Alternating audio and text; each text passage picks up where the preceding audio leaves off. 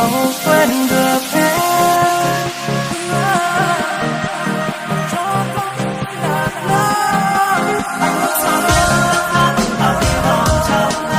Dù con tim anh đã trở nên rất rối bời vì thoát với từng một người đã yêu rồi, nhưng em ơi anh không tìm ra lối.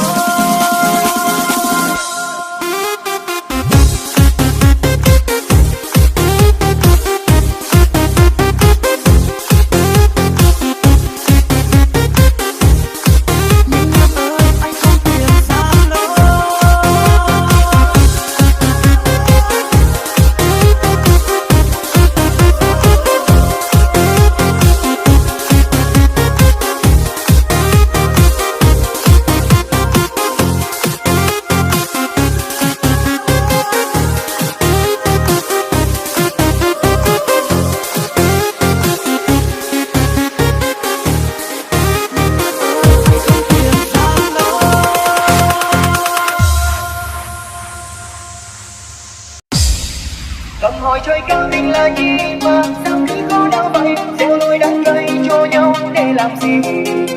Trên thế gian này ai cũng may mắn được hạnh phúc, mà sao ta cứ phải xa lìa nhau.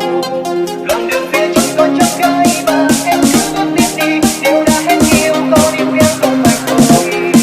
Cho em hạnh phúc trên con đường này mưa bay, thật đau đớn anh sẽ luôn bên em.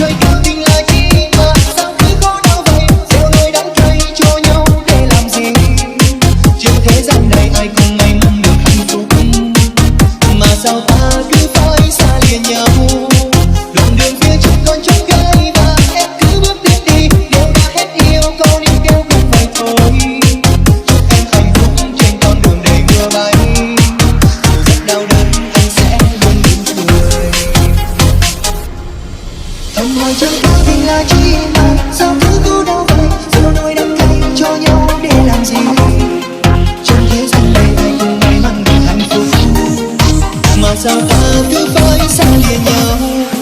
Đoạn đường phía trước còn trông gai và em cứ bước tiếp đi. Yêu đã hết yêu, còn yêu kêu không phải thôi. Chúc em hạnh phúc